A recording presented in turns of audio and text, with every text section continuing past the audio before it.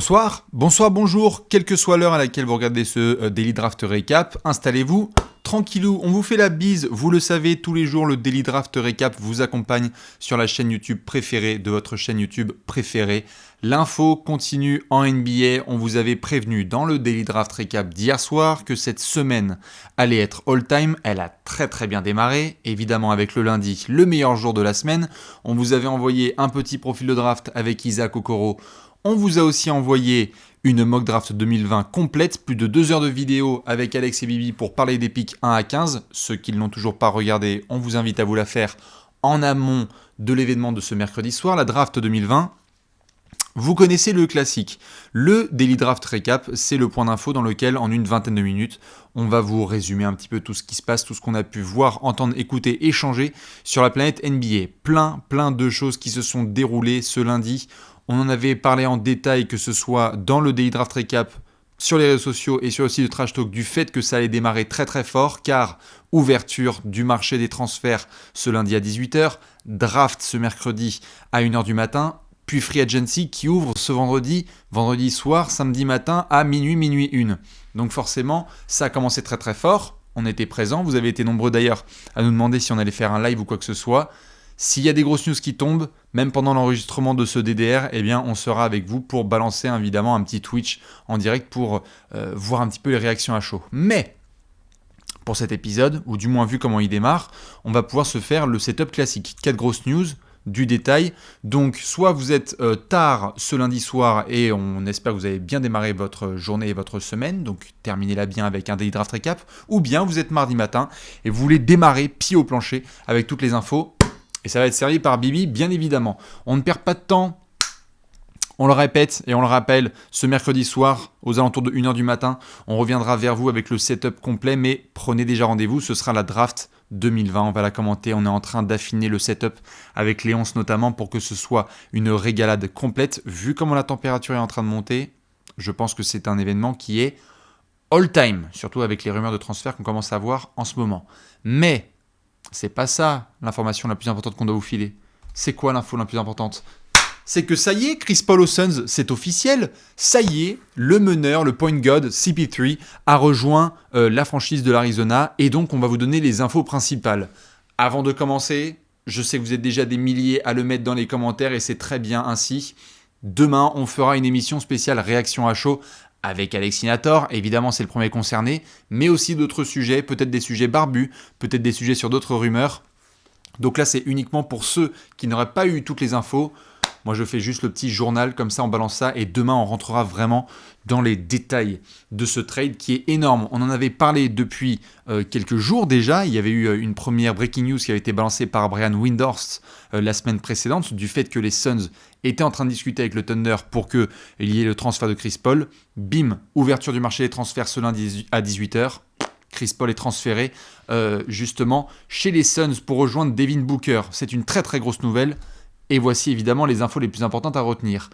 Voici le tweet de Adrian Wojnarowski. Il en avait déjà balancé un gros avec Shams Charania de The Athletic. Le deal, en l'occurrence, il envoie donc Chris Paul et Abdel Nader chez les Suns, pendant que Kelly Oubre, Ricky Rubio, Ty Jerome, Jalen Lecque et un premier tour de la draft 2022 font le chemin inverse vers le Thunder.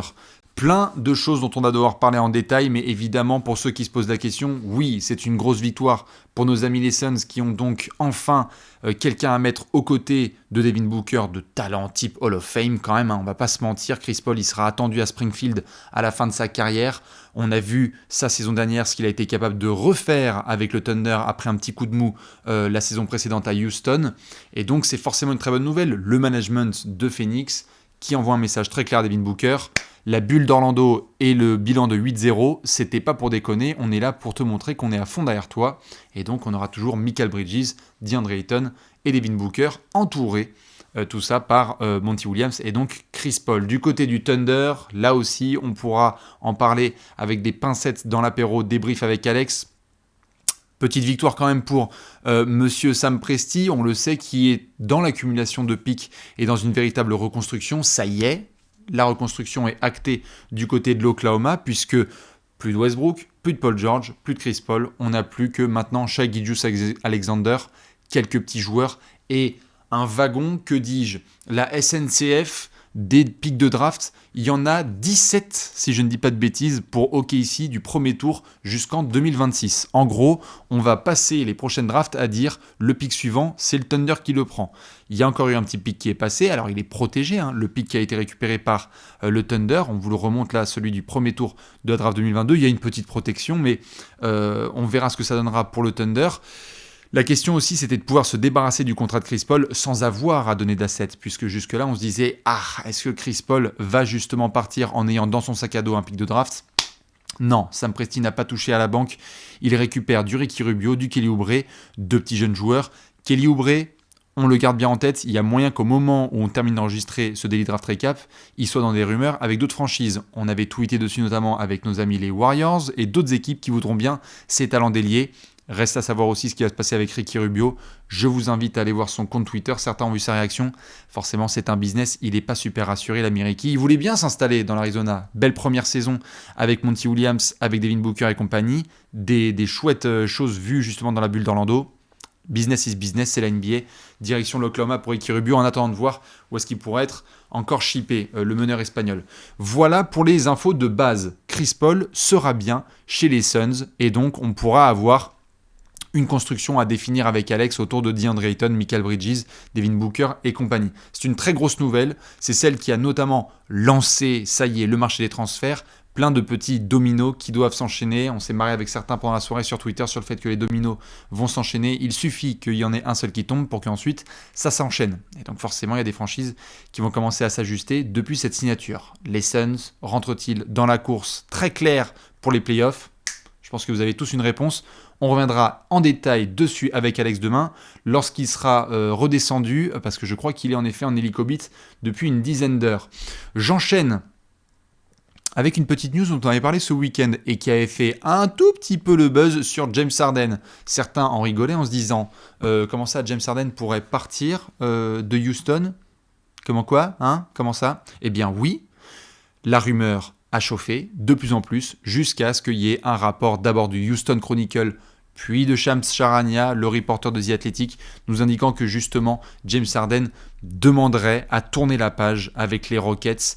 Alors, ça pareil, on pourra en reparler en détail, mais ce qui est sûr et certain, c'est qu'on avait vu Russell Westbrook demander déjà son transfert, ou du moins dire il a envie de quitter Houston.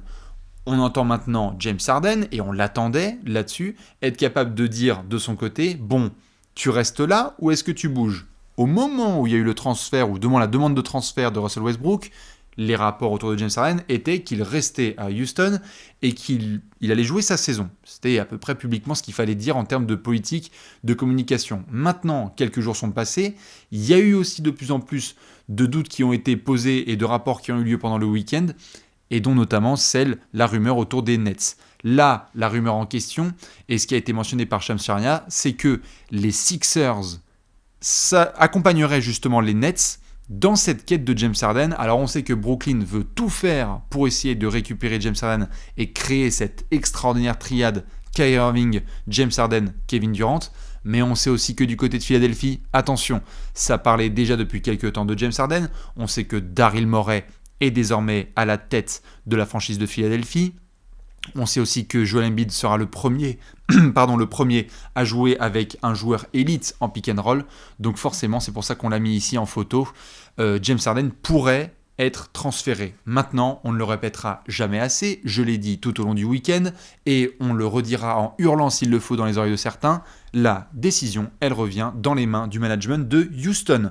Les envies de Westbrook, on les connaît. Les envies de Harden, on les connaît. Mais ces deux joueurs sont sous contrat. Donc, ce ne sont pas eux qui décident quand est-ce qu'ils doivent bouger. Là, ce qu'ils font en termes de communication, c'est un levier de pression pour justement pousser le management à se dire « Tiens, est-ce qu'on a envie de démarrer la saison ou même ne serait-ce que le camp d'entraînement qui démarrera le 1er décembre avec deux joueurs qui ont déjà un pied dehors ?» C'est comme ça qu'on utilise un petit peu ces leviers en tant que superstar.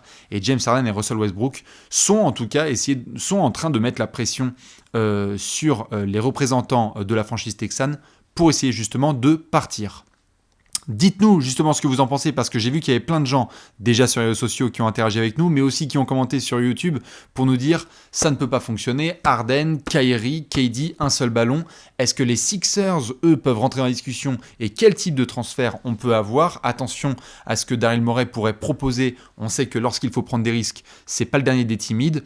Est-ce qu'il y aura d'autres franchises aussi qui vont se positionner? Ce qui est sûr et certain par contre, vu qu'on en avait parlé il y a quelques jours de l'ami le Brody Russell Westbrook, c'est que le marché et l'attraction autour de James Harden sera beaucoup plus importante que sur Russell Westbrook.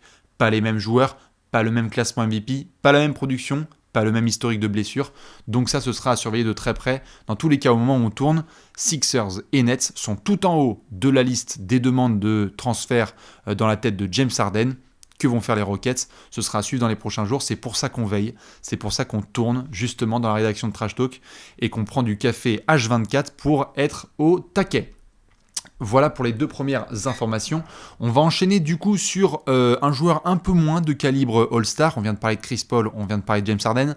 On va parler cette fois de Serge Ibaka. Il était chez les Raptors évidemment la saison dernière. Joueur bagué qui a remporté donc le titre de 2019 avec Kawhi Leonard et compagnie. Kyle Lowry, Nick Nurse et toute la clique. Serge Ibaka, il est agent libre. Et c'est un agent libre qui va être fortement courtisé ce vendredi. On l'a dit et on le répète, Free Agency qui démarre ce vendredi soir à minuit, ou donc le samedi matin si vous voulez, à minuit 1. C'est un joueur donc qui a de l'expérience, qui a une bague, qui a montré qu'il était capable de jouer en titulaire ou en sortie de banc et de s'ajuster pour que son équipe gagne, qui est un bon coéquipier, qui défend à l'arceau et qui shoot à distance. On a vu sur les playoffs derniers et sur la bulle que lorsqu'il fallait sortir certains gros matchs, Ibaka, il pourrait répondre présent. Donc forcément, des franchises aimeraient très clairement récupérer les services de Ibaka, soit en sortie de banc, soit en tant que titulaire. On vient de vous le mettre justement ici. Les Suns, les Nets et les Lakers. Déjà évidemment Nets et Lakers parce que tous les gros contenders voudront avoir un ajout comme Serge Ibaka. J'ai même pas mis les Warriors, mais forcément qui vont pop-up dans certaines rumeurs, même les Blazers ou d'autres franchises qui aimeraient bien justement l'avoir et lui proposer un joli contrat. Les Suns aussi, je le mets, car désormais, oui, avec l'arrivée de Chris Paul, on est sur un autre type de sérieux qui est pitché à d'autres agents libres. Soudainement, tu as Chris Paul, tu as Devin Booker, tu as montré ce qui s'est passé à la bulle, tu peux aller voir justement un Serge Ibaka ou un Danilo Gallinari, comme on a parlé dans un dernier Daily Draft Recap, qui serait capable justement de se dire, tiens, j'aurai des minutes, j'ai des responsabilités, je veux bien ce temps de jeu-là, et aider un groupe à devenir la feel-good story de la NBA. Ça, c'est un élément qu'on n'a pas mentionné notamment, c'est qu'avec l'arrivée de Chris Paul, malgré toutes les pièces qui s'en vont, il y aura des questions à se poser sur Dario Saric à Phoenix, il y aura des questions à se poser sur Frank Kaminsky, même sur Aaron Baines. Un joueur comme Serge Ibaka pourrait justement rentrer dans les plans de Monty Williams et du management de Robert Sarver et de James Jones. Voilà donc Serge Ibaka à surveiller de très très près. À surveiller vraiment de près car c'est un joueur qui, même s'il ne sera pas All-Star là, pour le reste de sa carrière, il ne l'a pas été, même s'il n'a pas une production de superstar, c'est, comme on l'a vu avec Toronto, un joueur extrêmement important dans la réussite de son équipe, ce genre de coéquipier de rêve qui est capable d'accepter justement la production en sortie de banc, de ne pas avoir forcément les projecteurs sur lui et qui sera le premier à se défoncer pour son équipe. Voilà un petit peu pour la news sur monsieur Sergio Ibaka, dont on vous recommande d'ailleurs la magnifique série sur YouTube dans laquelle il propose à bouffer à tous ses coéquipiers. C'était pas mal, notamment avec KD et Kawhi. On enchaîne. Regardez cette tête, comment elle est magnifique. J'étais obligé de vous mettre cette photo. La dernière news. On va parler un petit peu des Pistons. Car oui, il y a eu des mouvements chez les Pistons. Certains étaient comme nous ce lundi, aux alentours de 15h, et se disaient tic-tac, il ne reste plus que 3 heures, ça va sortir les grosses bombes, puisqu'à 18h, ouverture du marché des transferts. Dès 15h, donc dans l'après-midi, Woj-bombe donc d'Adrian Wojnarowski avec une bombinette, avec Bruce Brown qui est envoyé chez les Nets en échange notamment d'un futur second tour de draft et Zanan Musa. Alors, c'est pas la news du siècle évidemment, c'est une bonne recrue pour les Nets puisque Bruce Brown, pour ceux qui ne l'ont pas forcément regardé, est un très très bon défenseur sur l'homme qui a fait des progrès notamment offensivement parce qu'à la base c'est vraiment un soldat fait pour coller sur le meilleur attaquant adverse mais qui a montré notamment en Summer League avec les Pistons qu'il pouvait progresser balle en main, joueur plutôt meneur arrière, donc vraiment combo guard. Il a augmenté sa production, il n'était pas très très cher payé. Donc il y a eu forcément des interrogations du côté des Détroit et des fans, beaucoup d'incertitudes en se disant que se passe-t-il? Troy Weaver, nouveau manager qui nous vient d'OKC, quelle est cette décision soudainement de se séparer de Bruce Brown qui représente notamment l'identité ou une part de l'identité quand même des Pistons, col bleu, dur au mal, défend tout terrain. Et bien justement, on va essayer de voir ce que ça peut représenter dans les futurs plans de Détroit. Ce qui est sûr et certain, comme je l'ai dit, je le répète juste une fois, pour les Nets, c'est tip top, parce qu'ils vont avoir ça en sortie de banc, et ce sera le genre de joueur qui va faire le travail dur au mal que ni KD, ni Kyrie, ni peut-être Harden voudront pas faire pendant la saison régulière à venir. Par contre, du côté des Pistons, qu'est-ce que ça veut dire? On savait qu'il y avait Derrick Rose qui était présent au poste de meneur. Est-ce que le fait d'enlever Bruce Brown, c'est aussi accueillir bientôt à la draft ce mercredi soir un meneur de jeu? Et bien justement, il y a toujours ces interrogations autour du Michigan et donc de la franchise de Détroit avec Troy Weaver. Est-ce qu'ils vont partir sur Killian Hayes? Est-ce qu'ils vont partir sur Tyrese Haliburton pour les postes de meneur? Ou bien sur Patrick Williams, dont on a parlé dans la mock draft d'aujourd'hui et qui est en train de buzzer et de monter de jour en jour dans les mock drafts de plusieurs Américains, joueurs extrêmement polyvalents, formés à Florida State et qui pourrait devenir une star s'il atteint son max potentiel. Détroit sera justement à surveiller de près. Je me suis permis quand même de mettre une photo de Bruce Brown, mais surtout la photo de ce garçon, Blake Griffin, car oui, j'avais posé la question sur Twitter et je veux bien la réponse de ceux qui nous écoutent ou nous regardent en ce moment même. Quand on voit les premières décisions de Troy Weaver, on pourrait être dans une dynamique de full nettoyage à Détroit. Ne soyons pas étonnés si un joueur comme Blake Griffin se retrouve dans les rumeurs de transfert ou est transféré en cours de saison. Plein de gens ont envoyé un petit peu des cailloux dans le dos de Blake parce que saison dernière compliquée, des blessures, manque de rythme, compliqué de faire une saison aussi bonne que la précédente, qu'il ne faut surtout pas oublier, puisque Blake, avant cette saison un petit peu déprimante, était un All-Star indiscutable, avait fait une saison de monstre en tant que franchise player de Détroit, et ce sera potentiellement un des paris des Pistons, essayer de redonner un petit peu de cote à Blake Griffin sur le terrain pour ensuite le marchander à d'autres franchises. Dites-nous justement si vous voyez des équipes qui seraient capables de s'aligner, de se positionner sur le dossier Blake Griffin, car on le sait, ça reste quand même un joueur d'expérience, capable de produire, d'attaquer, provoquer des lancers, et très très bon coéquipier, excellent représentant de franchise, que ce soit les Clippers ou les Pistons. C'est un sans faute lorsqu'il est question de communication avec notre ami le rouquin. Voilà pour les grosses news. Du coup, on vous refait juste un petit tour complet de ce qu'on annonçait dans ce Daily Draft Recap. Déjà, la première chose, c'est donc Chris Paul aux Suns. Ça y est, c'est officiel. Et demain, dans la journée de ce mardi, on aura un débrief complet avec Alex, histoire de voir s'il est revenu sobre de cette nouvelle. Non, je le taquine, mais évidemment, on est vachement content pour lui et pour toute la fanbase des Suns, qui a une belle saison à nous proposer. Ensuite, on a parlé donc de James Harden sur le départ, du fait qu'il annonce son envie de vouloir tourner la page, les Nets et les Sixers qui sont en train d'aiguiser les couteaux pour attaquer au corps le management de Houston.